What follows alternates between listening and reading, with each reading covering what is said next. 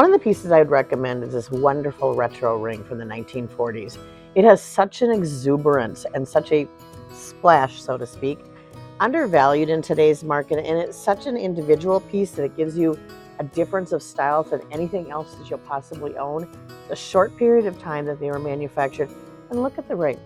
Look how it kind of glows and it fits right up my hand, and it has an extension to your finger.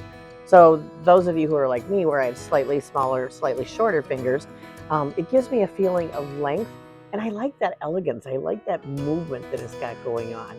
The other piece, which would be more of a splurge, is something that I'd say, if you can, try for this.